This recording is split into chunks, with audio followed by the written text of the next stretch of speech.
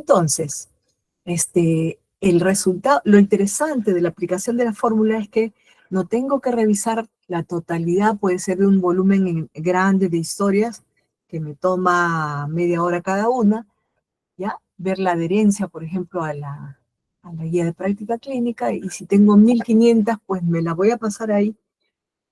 No voy a poder tener tiempo de hacer otras cosas, entonces me sale con la fórmula seleccionar 290, entonces ya con esas yo ya trabajo directamente.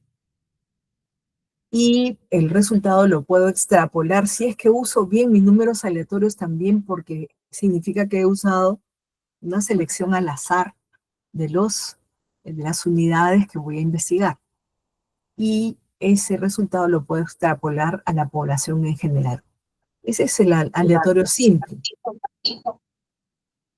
El que es por conglomerados, yo les recomendaría, si tienen alguna necesidad en lo que van a auditar, de usar un muestreo por conglomerado, yo les recomendaría pedir que quien trabaje en estadística les dé el apoyo para que hagan un buen diseño. De eso se trata. O sea, si hacemos un buen diseño, vamos a tener buenos resultados. Yo no he tenido experiencia con el de conglomerados, ¿ah? Lo conozco, lo he visto en teoría, pero no lo he podido aplicar en la auditoría. Más me sirve que les he explicado. Bueno, ahora por favor le pediría, le he pasado al WhatsApp algo que dice flujograma, diagrama detallado de procesos. Por favor, si lo puede abrir. Ahí está ya proyectado. Está... ¿Ya abierto? Sí. Ah, ya. Ya. Voy a verlo ahorita entonces. Ya. Vamos a ver todos el diagrama detallado de procesos. Se me perdió. Acá está.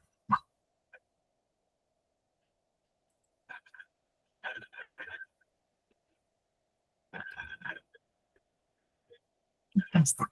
Bien. Muy bien. Vemos ahí que dice diagrama de análisis de procesos. Ese es el famoso DAP. No, y es más, yo pagaba igual, ¿ah? Este diagrama, si lo puede ir bajando un poquito, por favor. ¿Ya? Tiene números a la izquierda, ¿no es cierto? Desde el 1 hasta la actividad que lleguemos. Súbalo un poquito, por favor, disculpe. Ya. Ahí está el número 1, ¿no es cierto? Dice descripción. Disculpe, doctora. ¿Podrían apagar su micro por ahí? Ani La Rosa. ¿Apagarlo? Alguien se no se escucha bien. Ah, ya. Ya. Alguien que le pase la voz a Fanny La Rosa, por favor. Ay, no puedo. Yo trabajo con Zoom nomás, entonces me es difícil apagarle el teléfono. Lo estoy cliqueando, pero no me hace caso.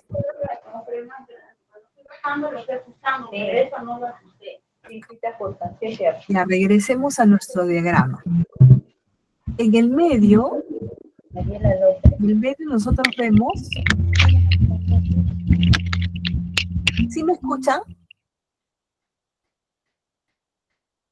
Sí, doctora, ahora sí la escuchamos. Ya. Entonces, no puedo quitar esta imagen que está acá, que me interrumpe. Ya, bueno, vemos, en el número 1, vemos una elipse, ¿ya? En todo proceso siempre se marca la elipse para el inicio y para el fin. Entonces acá podríamos pintarla, ¿ya? Ay. Ya. La pintamos y ponemos acá la palabra inicio. Haz de cuenta que estoy junto al paciente. ¿Puede poner la palabra inicio aquí en el 1? Muy bien. Seguimos en el número 2 y... Ay, acá no me deja ver esta cosita. Ya, bájela, así podemos llegar al número 2. Ahí está, ya. Entonces, el paciente está ingresando por la puerta de emergencia. Entonces está trasladándose con esta flecha. Ponga acá traslado al triaje, ¿no? Que es a donde va a ir el paciente. Traslado. Estamos relatando lo que le pasó al paciente que tenía un infarto y se murió. Entonces pinto la verde y acá puedo decir incluso cuánto demora desde la entrada hasta el triaje. 5 minutos. Ya, muy bien. Seguimos. En el paso 3 viene un rectángulo, que es como este que está acá arriba, ¿ya? Los rectángulos significan actividades. ¿Qué actividad le realizan en el triaje? Entrevista, ¿no es cierto? Entrevista y examen, ¿no? Porque ahí le toman las funciones vitales, todo eso. Y lo graficamos en un documento. Ay, no sé qué es esto. ¿Por qué sale eso negrito que no me deja ver? Ya, bueno, entonces entrevista y examen, que sería un documento como este que está acá, pero lo marcamos en el número 3. O sea, hay una actividad y un documento que se ha generado. Y acá yo puedo colocar en observaciones, ¿ya? Acá, ¿cuánto tiempo se demoraron en atenderlo? 15 minutos. Y a la derecha voy a poner sacar copia del documento de triaje. Porque esa es mi evidencia de cómo lo han atendido en el triaje. ¿Estamos de acuerdo? Sería como el ticket de triaje. Claro, ahí donde le ponen el peso, la talla, la presión arterial, todo lo que le han encontrado. Y la prioridad que le han puesto, ¿no es cierto? Porque ahí le deben haber puesto prioridad 1, probablemente. Entonces, luego, a continuación, una flecha que significa traslado a la sala de observación.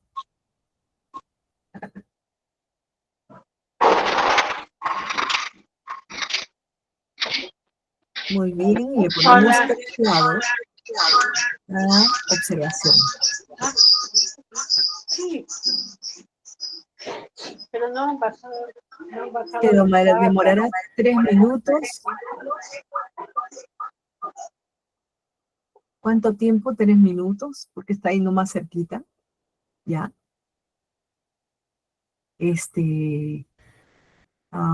Luego, atención en sala de observación, que es un rectángulo y un documento, porque ahí ya tiene la historia clínica, y ahí va a graficar todo lo que encuentre del paciente y va a llenar todos los datos de la historia.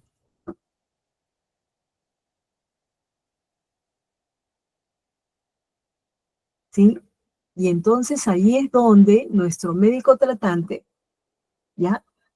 Le va a hacer el diagnóstico y le va a dar el tratamiento. Entonces acá se demora 15 minutos y a la derecha vamos a poner sacar copia de la historia clínica, ¿no es cierto?, de la atención recibida por el médico tratante.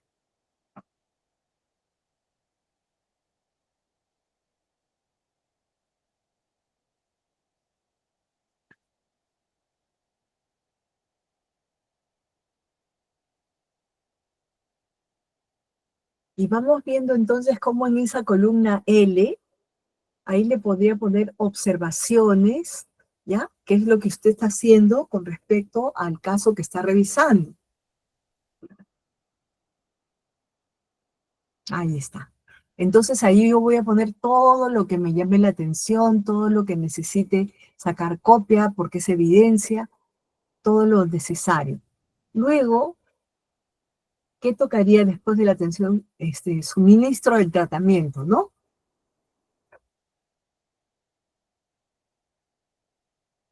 Que también es una acción, por eso es un rectángulo, y va a quedar consignado en la historia clínica también. Entonces queda marcado la historia y queda marcado el documento. Y también puede quedar marcado qué persona le ha dado el tratamiento, cuánto habrá tomado de tiempo para poderle suministrar el tratamiento. puede ser unos 30 minutos,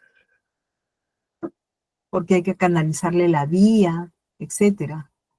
O antes del suministro de tratamiento, tenemos que hacer la adquisición de los medicamentos de farmacia, ¿no? Sí, tiene razón. Ahí puede ser que los tengas que comprar, puede ser que te los suministren de acuerdo a tu calidad de asegurado o no. Es una actividad que también va en azul y también hay un documento de por medio que es la receta, ¿no? Entonces a la derecha yo voy a poner sacar copia de la receta.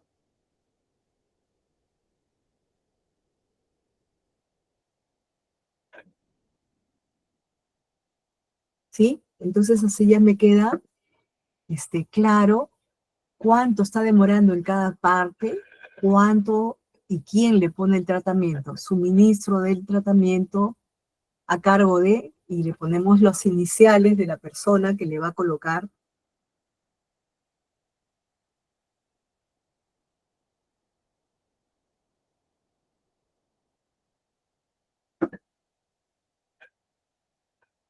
Tal vez en el 7 vamos a hacerle toma de electrocardiograma y de exámenes de laboratorio.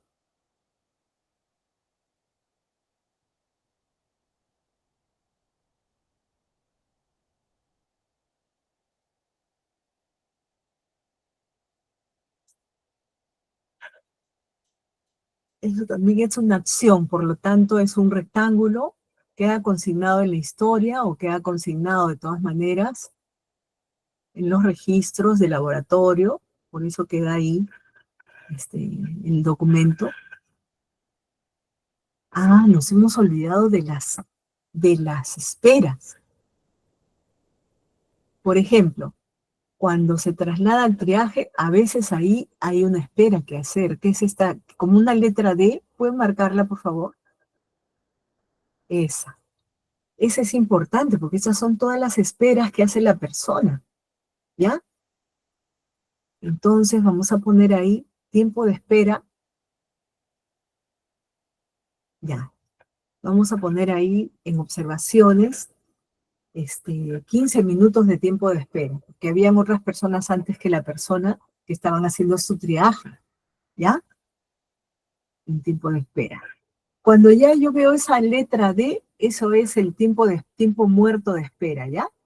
A ver, entrevista y examen, traslado a sala de observación y también ahí espero. En esta de acá. Ahí también espero. Porque pueden haber otros pacientes antes que él. Y vamos a poner, ¿puede ponerlo en rojo, por favor? La que está en la 4. Esa. Vamos a ver que va a esperar ahí media hora. 30 minutos de espera. Porque están atendiendo a otro paciente.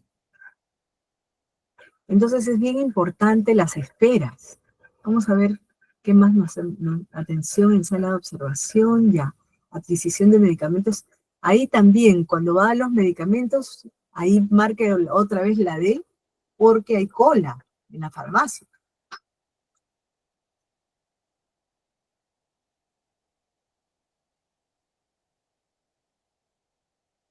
Ya.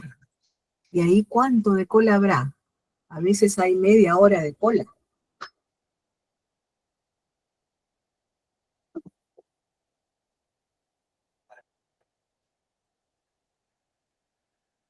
¿Ya? Prácticamente estamos anotando toda la ruta con todas las esperas, con todo lo que le pasa al paciente tal cual, y ahí con eso vamos a alimentar nuestra línea de tiempo. ¿Ya? Así sucesivamente hasta que el paciente se complica. ¿Ya? ¿Se entendió la secuencia?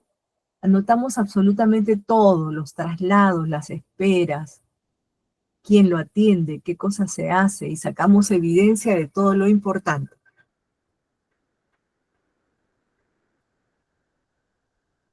Al final yo voy a poder contabilizar cuánto tiempo se invirtió en la atención, cuánto tiempo ha habido de espera entre lo que sumamos de los 15 más los 30 más otros 30, ya van siendo 60, 70, 75 minutos. ¿Está bien? Entonces, digamos que hasta el final hay un tiempo de espera de 120 minutos, entonces es significativo el tiempo de espera, del tiempo muerto. Y tendríamos que ver la manera de ver si eso ha influido o ha impactado en la oportunidad de la atención del paciente, o si el medicamento que se ha prescrito no era el correspondiente. En fin, ahí podemos analizar todo lo que ha pasado con nuestro paciente. Este mismo diagrama lo vamos a utilizar. Pido que se los pasen a los participantes para que lo apliquemos en el caso. ¿Ya? Ok. Está sencillo, ¿no?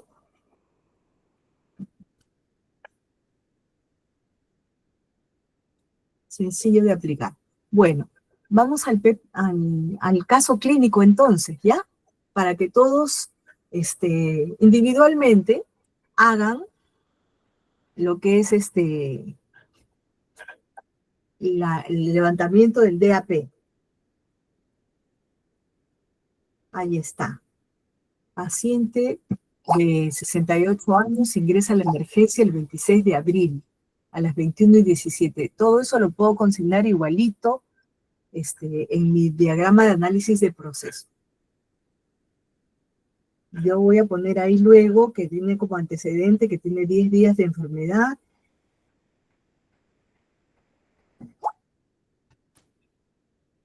Con malestar general, fiebre, dolor abdominal en hipocondrio derecho, vómito, diarrea e ictericia progresiva.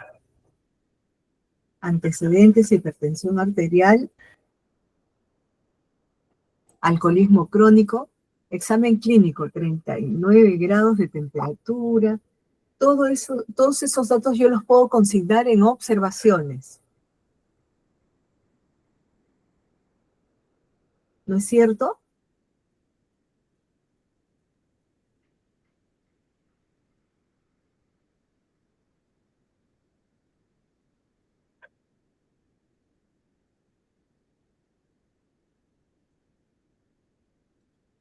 Ya, entonces yo los puedo consignar en observaciones. Despierto, orientado, ictericia marcada de escleras, todo eso debe estar consignado en la historia clínica. Hay que ver qué página y qué párrafo es el que le vamos a sacar fotocopia o le vamos a tomar una foto como evidencia del manejo del paciente. La que sigue. Diagnóstico presuntivo: síndrome ictérico de etiología determinar, síndrome doloroso abdominal, síndrome febril, descartar colicistitis, neoplasia maligna hepática, hepatitis viral. Tratamiento recibido: hidratación, ranitidina, iosina, dimetilato, furoxona. Solicitan resultados de exámenes realizados en consulta externa, hemograma, perfil hepático, antígeno contra la hepatitis B, examen de orina, ecografía abdominal, pasa, hospitalización de medicina. ¿La que sigue? O sea, todos estos elementos que estamos viendo de la descripción del caso clínico los podemos graficar en el DAP. Ahí dice, medicina, 27 de abril, a las 5 de la mañana, 8:20 horas, anamnesis indirecta, 3 semanas de enfermedad, insidiosa progresiva, con malestar general, ictericia generalizada, alza térmica, diarrea, vómito, tos seca, dolor abdominal, lumbalgia, escalofríos, hiporexia. Acude a consulta externa de medicina el 18 de abril. Le indican analgésicos y captopril, persiste con alza térmica y se agrega ictericia, coluria, diarrea y vómito. Acude a emergencia el 25 de abril, donde se queda en observación por 5 horas y es dado de alta.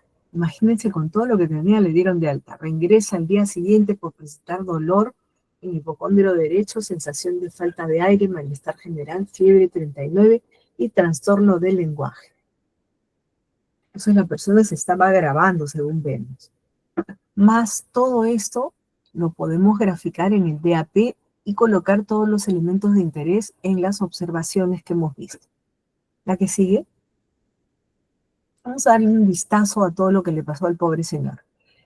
Antecedentes de hipertensión, alcoholismo, diarrea crónica y faringitis crónica. Al examen 102 de frecuencia cardíaca, respiratoria 40, 39 temperatura, 90-60 de presión arterial, mal estado general, mal estado de nutrición, regular estado de hidratación, diaforético, poliurémico, con ictericia marcada de piel y mucosas, boca y lengua secas.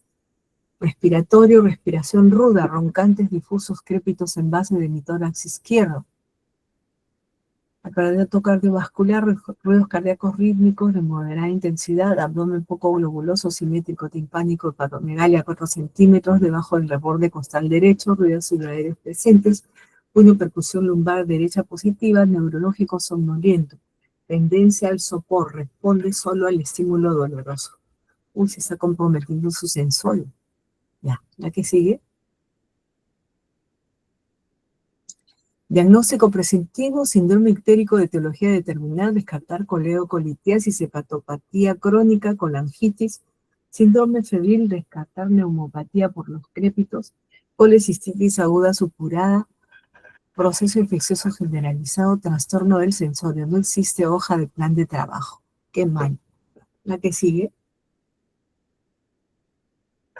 Evolución en el servicio de medicina se inicia antibiótico terapia de amplio espectro, ceftriaxona y clindamicina, y se solicita evaluación por UCI. El 27 de abril a las 11:45 UCI le da pase a su servicio a las 13 horas. Ingresa a UCI con diagnóstico de shock séptico, foco biliar, respiratorio, síndrome ictérico por obstrucción de vías biliares, descartar colangitis, 3, insuficiencia respiratoria por 1, 4, azoemia prerrenal por 1, solicita evaluación por cirugía 1603, se coloca vías internas. La que sigue. Se va empeorando el señor, ¿no? El 28 de abril, a las 6 horas, evaluación por cirugía de emergencia, solicita TAC de abdomen y amilasa para descartar pancreatitis y reevaluará con resultados. 9:30 horas se realiza la interconsulta urgente a cirugía para intervención quirúrgica. 10:30, cirugía, programa la intervención quirúrgica. 14 horas, pasa a sala de operaciones, diagnóstico postoperatorio, plastrón vesicular, vesícula biliar con pared necrosada en toda su extensión más piocolecística. Operación realizada, colecistectomía parcial, colecistotomía más drenaje. Se halló 2 cálculos de 4 y 5 centímetros de diámetro en la vesícula biliar. 16 horas regresa a UCI con ventilación mecánica. ¿La que sigue?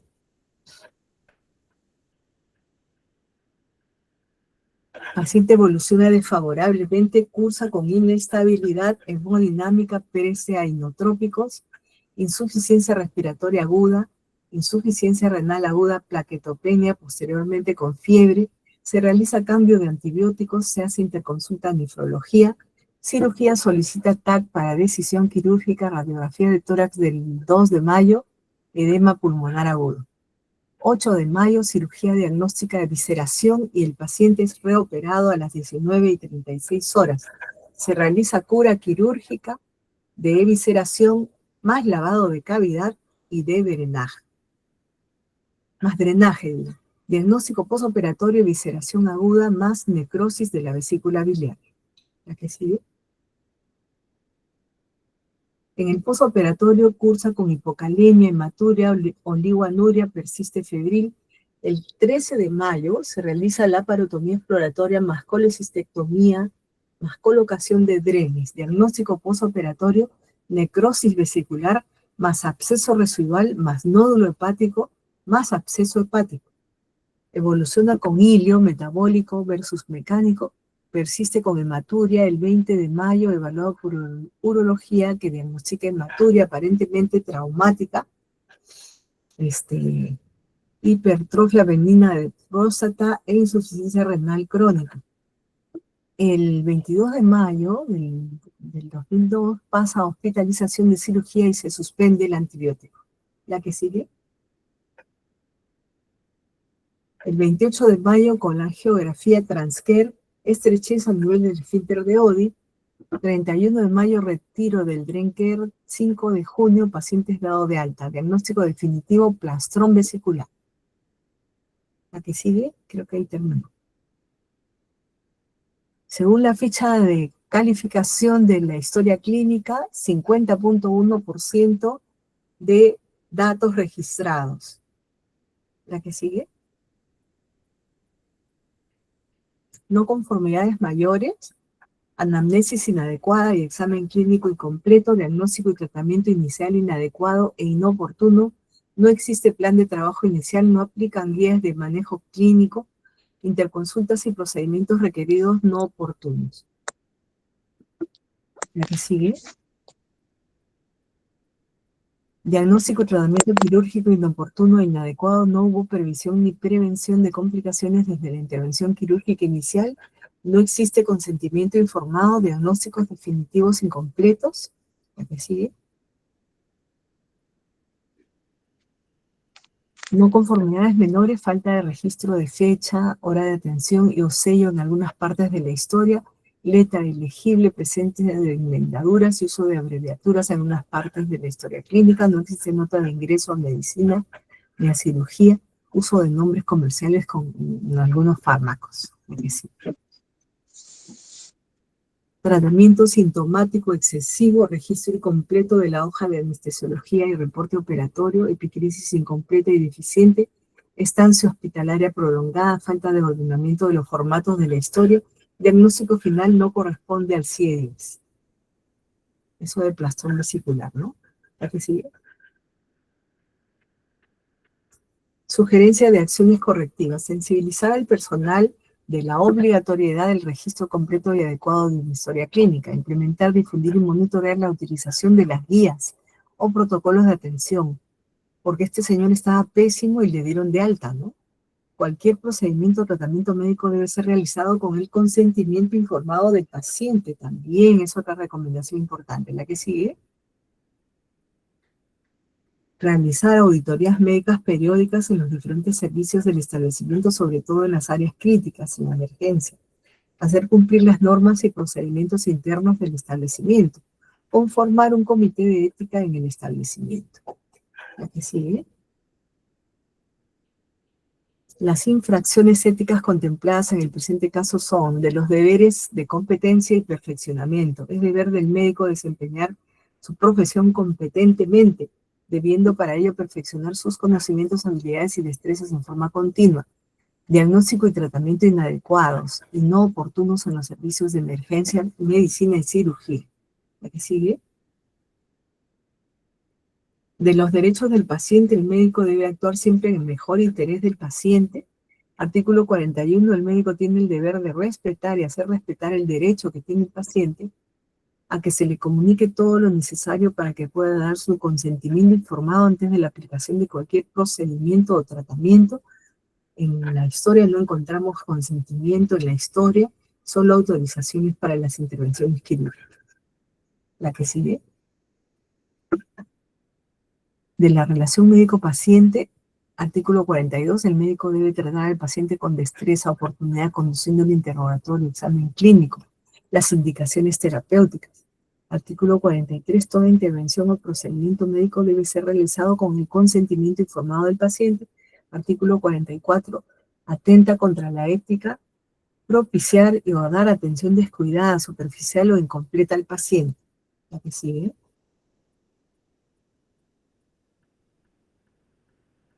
Artículo 45, la evaluación, diagnóstico y tratamiento del paciente deben ser realizados por el médico en forma personal y no a través de terceros no médicos. Artículo 50, el médico encargado de las primeras atenciones del paciente ante la sospecha de tratarse de una patología que requiere atención especializada deberá remitirlo a un centro o a un médico calificado. ¿Qué hizo el médico que lo atendió la primera vez? Incluso le dio de alta, ¿no? Increíble. ¿La que sigue? Y tuvo que regresar al día siguiente. De la relación médico-paciente, anamnesis, examen clínico incompletos en las dimensiones de consulta externa, emergencia y hospitalización de medicina, diagnóstico y tratamiento médico inicial inadecuados y no oportunos, diagnóstico y tratamiento quirúrgico no oportuno, no existe consentimiento informado. Es, digamos, los errores que se han encontrado en los aspectos de la relación médico-paciente. ¿La que sigue?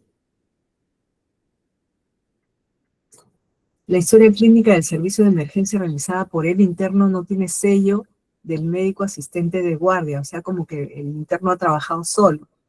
La historia clínica del servicio de hospitalización de medicina realizada por un interno no tiene ni firma ni sello del médico asistente. Interconsultas no oportunas en emergencia como en medicina se sospechó de colecistitis, pero no se solicitó una evaluación por cirugía. Qué raro, ¿no? Es que el alumno está trabajando solo, pues, el interno. ¿La que sigue? Artículo 29 de la prescripción médica. Toda prescripción deberá efectuarse por escrito en forma clara y precisa.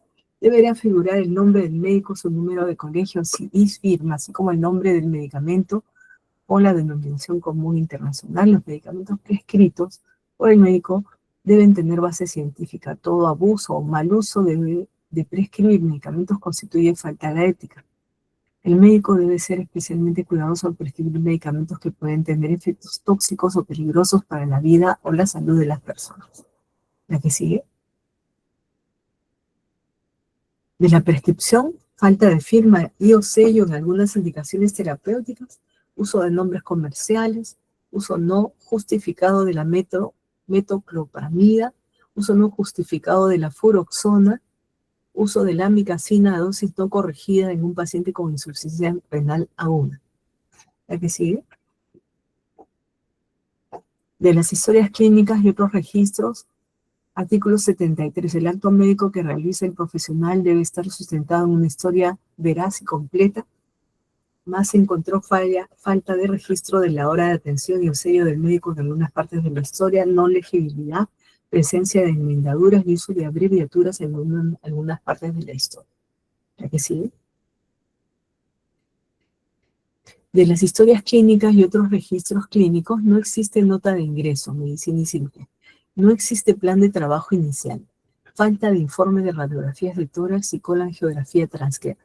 Registro incompleto de la hoja de anestesiología y reporte operatorio. Epicrisis incompleta. CIE-10 no corresponde con el diagnóstico final. ¿La que sigue? Creo que ahí termina. Muy bien. Entonces, este caso clínico está revisado y resuelto para que ustedes lo puedan analizar con más detenimiento y también para que puedan trasladar toda la información al DAP, que esa es la clave. Todos los auditores, ¿ya? En general, tienen que saber usar su diagrama de análisis de proceso y llenar todos los datos, y eso les sirve de instrumento para poder construir las observaciones, los hallazgos, para ver dónde están las evidencias, para ver la línea de tiempo, todo, digamos, la secuencia de pasos que ha recibido. A ver, ¿quién me dice cuál es la madre del cordero? ¿Por qué ese señor llegó a un estado tan severo de enfermedad? ¿Qué pasó? ¿Qué es lo que falló? ¿Quién se dio cuenta?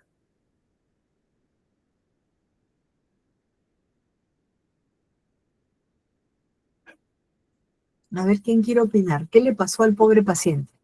¿Por qué llegó a un estado tan severo que ha podido morirse en cualquier momento?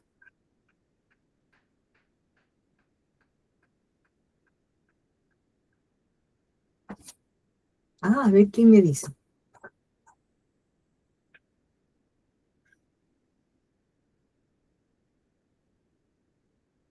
Vuelvan a leer si gustan. Si lo leen con detenimiento se van a dar cuenta qué pasó.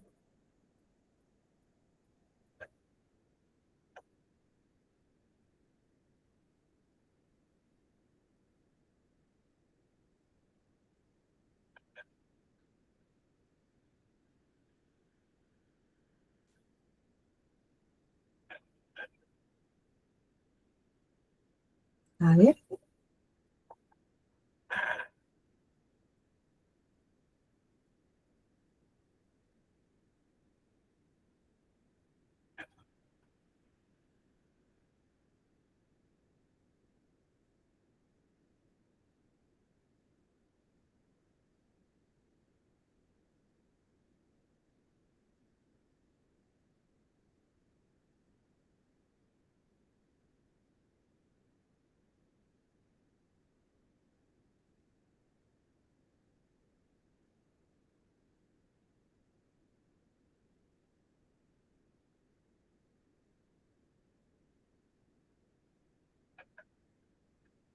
A ver, ¿quién comenta? ¿Qué es lo que le pasó a ese pobre señor?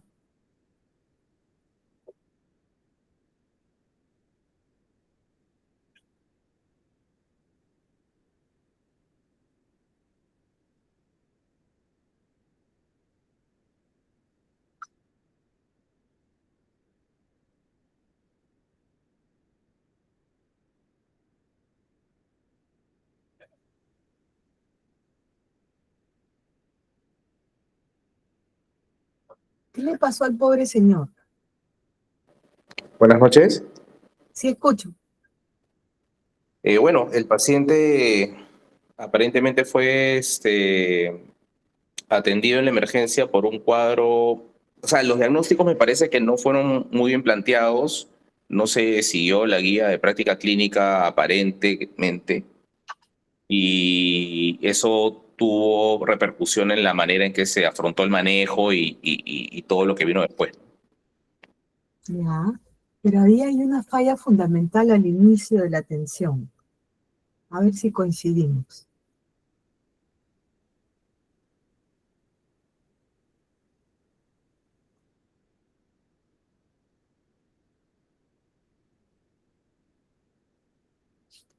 Probablemente no se hizo un plan de trabajo inicial adecuado ni se puso en la historia, ¿no?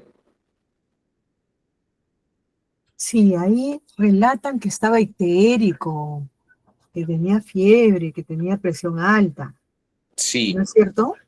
sí, Pero le no dan de plantearon alta, colangitis en ningún momento.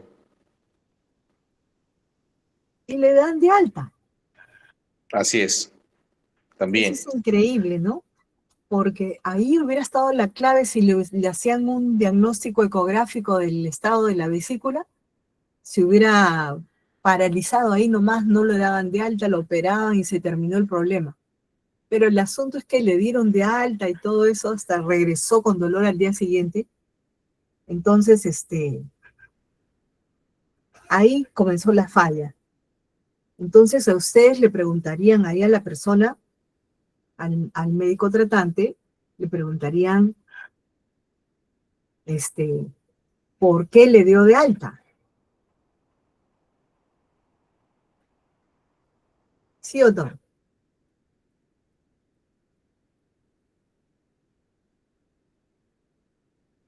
O sea, allí se generó el problema gigante, porque al no hacer el diagnóstico adecuado y tomar la decisión correcta que hubiera sido hospitalizar al paciente y hacerle la investigación del tema que le estaba aquejando,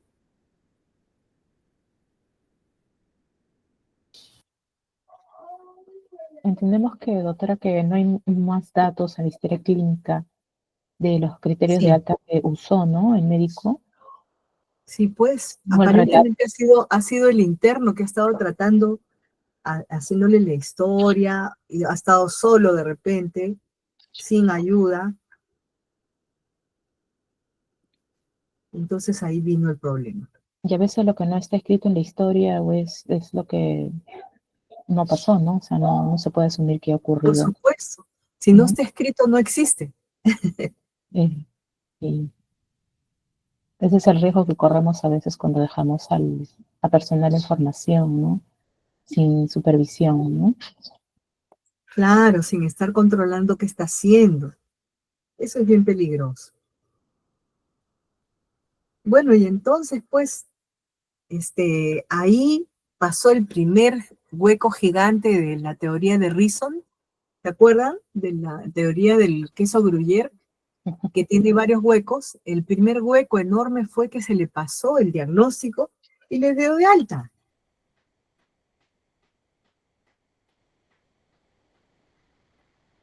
No había una barrera de seguridad ahí.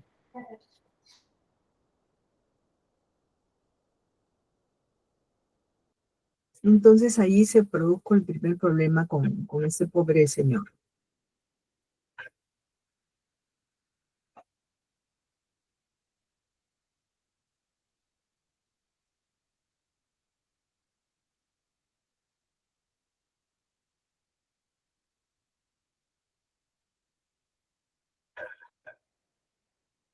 Bueno, Entonces,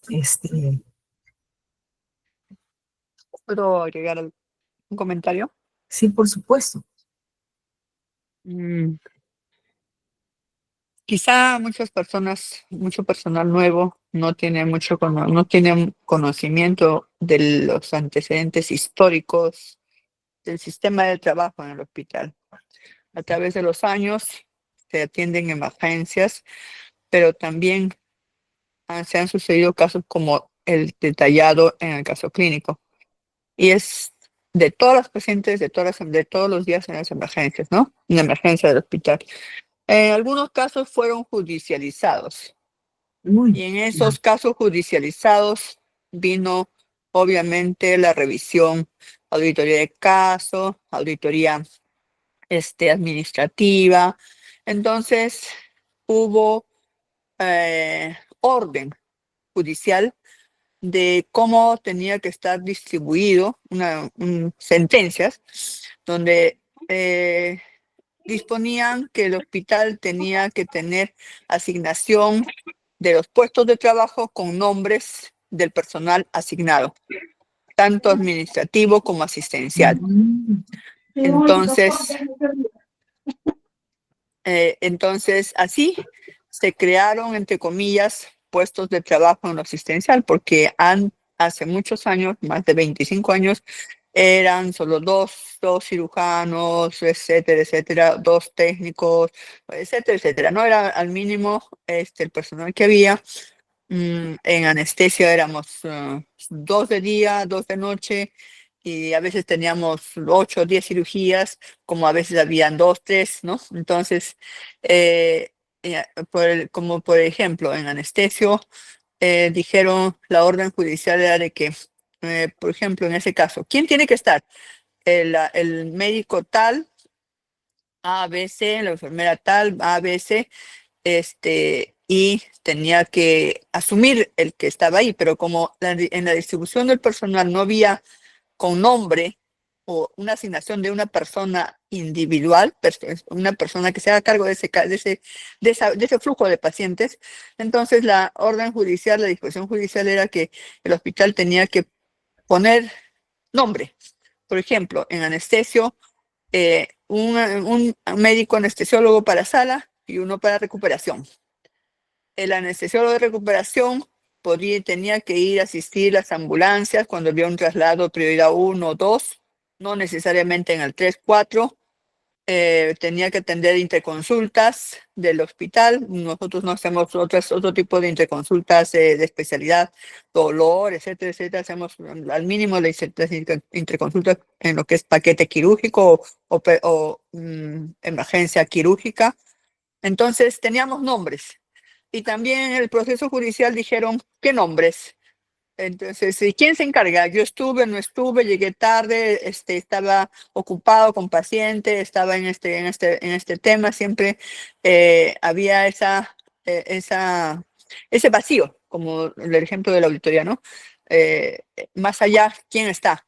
Entonces ordenaron de que eh, tenía que haber un coordinador de grupo, ya. para el, no por grupos de médicos, sino por el turno. Y es así que anestesia tiene un coordinador de anestesiólogo para el turno día, un coordinador de anestesiólogo para el turno noche. Ese nombre de coordinador no es un cargo, una función adicional a sus funciones, no es un cargo con resolución adicional a sus funciones, no es una asignación que la jefatura dispone para que haya una atención integral de los pacientes en la institución. Entonces, revisando el caso, tendríamos que, yo no, la auditoría no es sancionar ni juzgar, sino es simplemente observar dónde está el problema para que se implemente la solución, ¿no?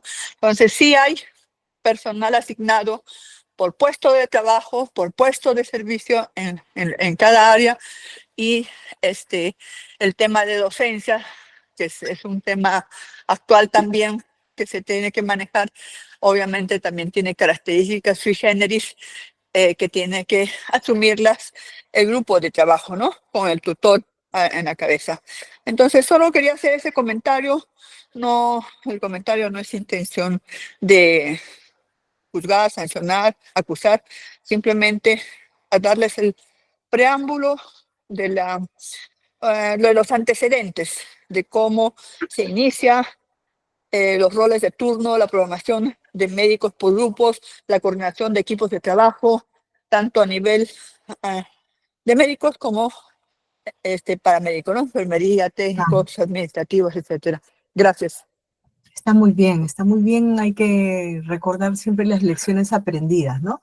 Y algunas recomendaciones que nos hacen los órganos de justicia o los órganos auditores, siempre son recomendaciones que van a prevenir la generación de eventos similares.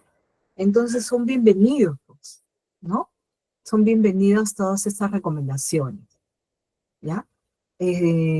Algo que yo encuentro a veces flojo es el seguimiento a las recomendaciones que se han establecido con tanto análisis, con tanta profundidad. A veces se hace toda una investigación y no se implementan las recomendaciones. Esto está a cargo del jefe de servicio, de departamento, del titular de la entidad y del equipo de auditoría que tiene que hacer el seguimiento correspondiente.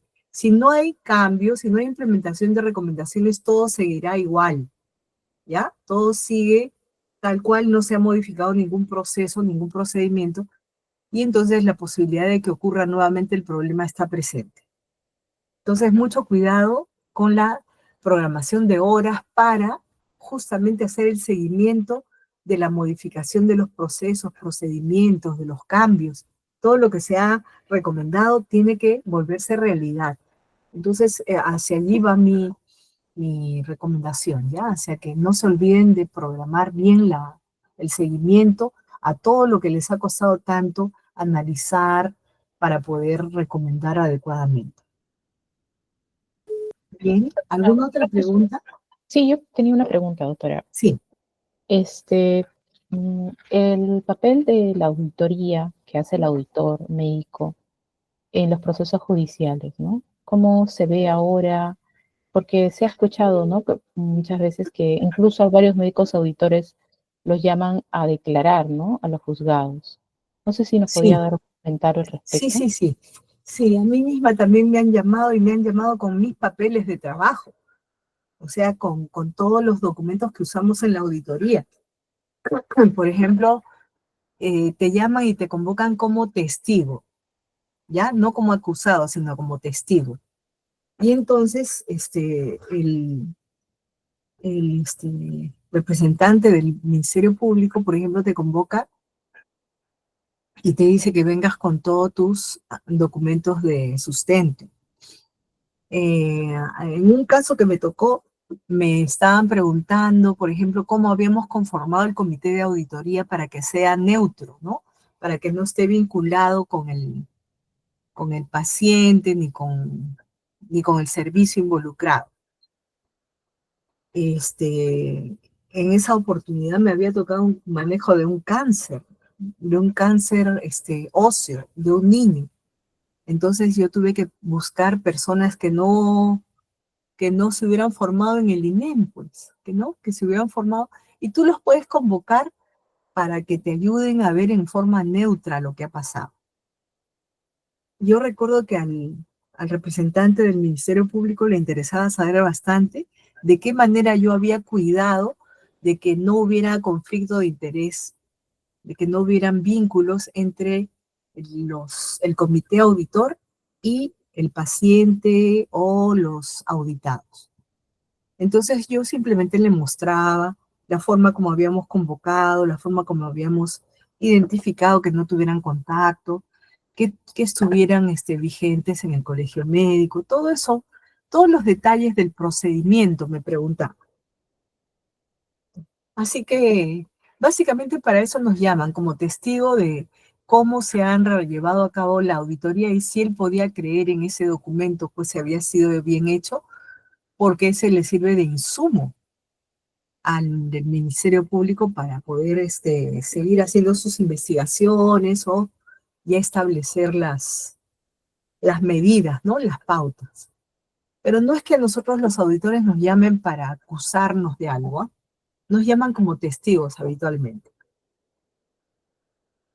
Lo que pasa que la auditoría, en este caso, auditoría de caso, generalmente, bueno, según la norma el objetivo es, busca la mejora continua de la calidad de la atención, ¿no? Claro, Entonces, las conclusiones y las recomendaciones deben tener esa visión, ¿no? Digamos, ese objetivo, ¿no? Dar sí, recomendaciones, ¿no? sí, sí, sí. Y se supone que es no punitiva, ¿no? Entonces, mi pregunta iba, muchas veces, a ver, cuando hay un tema judicial, los que buscan es más que todo evidencia este, para dar una sentencia, ¿no? Lo Sí, cual no se encontraría en una auditoría de este tipo, ¿no?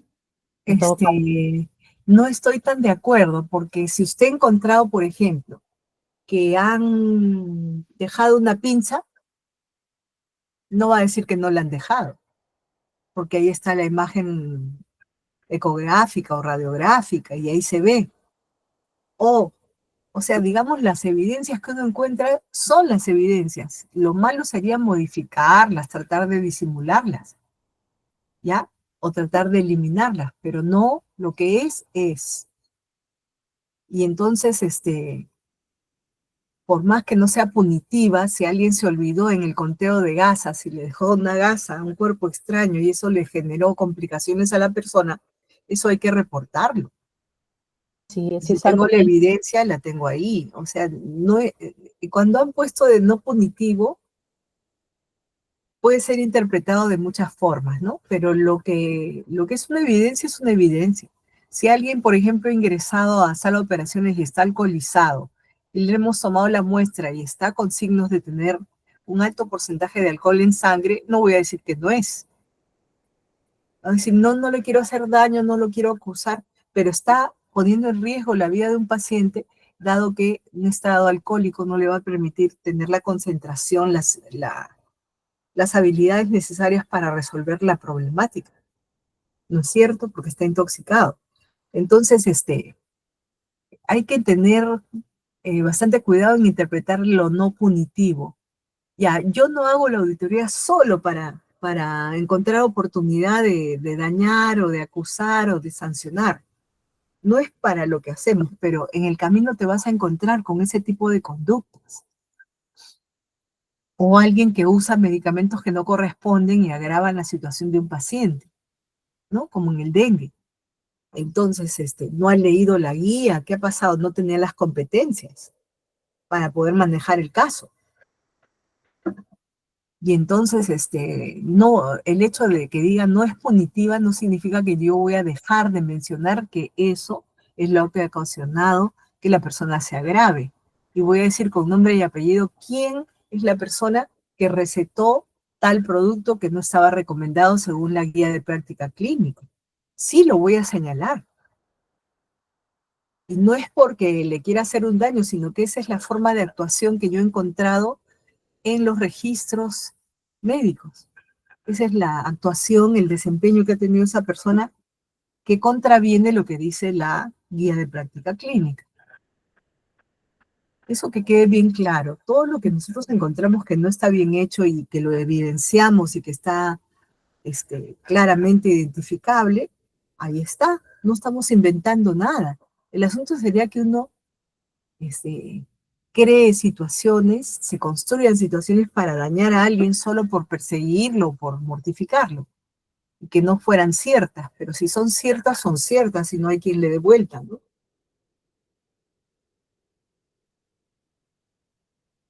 Por eso es tan importante la evidencia, porque la evidencia te da la solidez para declarar determinadas conclusiones.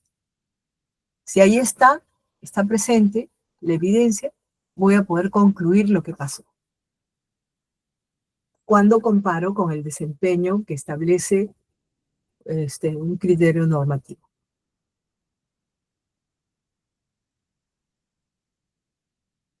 Imagínate que usas en un electrocauterio que está mal mantenido y ¡prum! Se incendia el paciente y se quema. Voy a decir que no ha pasado nada, voy a decir que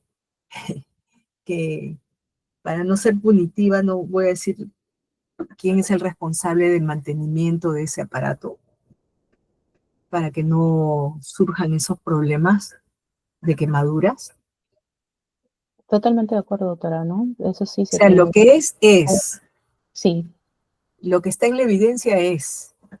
Y lo que sí no puedo hacer es minimizarlo o tratar de ocultarlo, ¿ya? Porque todos los demás revisores se van a dar cuenta. Así que estaría de más tratar de modificar la realidad. Y a veces, pues, el titular de la entidad o las personas que resultan responsables están temerosas de la sanción que les va a venir y quisieran que le reduzcas la descripción, la terminología, la evidencia, lo que ha pasado, pero eso sí no se puede. una consulta y también cuando hay casos judiciales se habla de un peritaje, Sí, ¿no? Un peritaje. Ellos son auditores especialistas, me imagino, en ciertas sí, sí, sí, sí. especialidades. Son personas que tienen el título de perito. Ujú.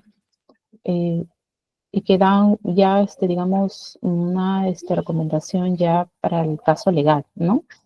Podría ser Claro, así. que son los que un poco se pronuncian técnicamente sobre cómo se ha procedido.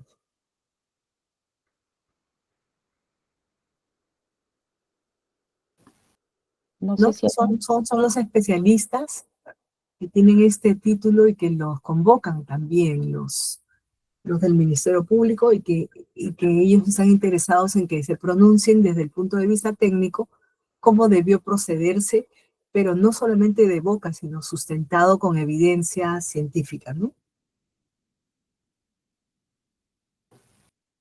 listo. No sé si alguien más tiene alguna pregunta en la sala.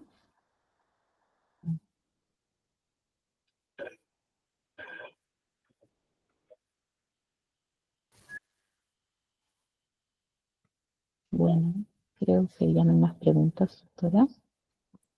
Bueno, Agradezco. yo les pediría que hagan su DAP de ese caso y Sí, así les va a quedar grabado en la cabecita cómo se hace el rastreo de todo un caso y cómo me ayuda a... Es un instrumento que te ayuda muchísimo a la hora que toca hacer el informe, porque ahí es donde nos demoramos a veces porque hay demasiada información, no está ordenada, no está clasificada, no encuentro los tiempos, no encuentro las personas. Yo ahí en esa DAP pongo hasta los colegios médicos, los colegios de los diferentes profesionales que intervienen, los iniciales, entonces ya ahí nomás lo uso para vaciar la información. Es para bastante ayuda. listo, doctora, lo vamos a tener en cuenta para el trabajo de la sesión. Si no hay más preguntas, le agradezco a la doctora Isabel Chau por su tiempo, pero igual lo vamos a tener en la siguiente sesión, en la segunda parte, ¿no? De lo que es la metodología para la auditoría de caso, ¿no? Ya, Que, que viene a ser ya la elaboración del informe final, ¿no? Y de las recomendaciones de auditoría. ya. Doctora, muchas gracias por Muy sus... bien. Muchas gracias a ustedes también por su atención. Muchas gracias. Bueno, compañeros, nos despedimos y nos vemos la siguiente semana. Ya les estaremos informando por el WhatsApp del grupo las tareas para esta sesión. ¿Mm? Ah, no olvide registrar su asistencia que está en el chat. Vamos a mantener todavía la sesión un ratito más abierta para que puedan registrar los que falten. Muchas gracias, doctora. Muy bien, hasta la próxima. Gracias.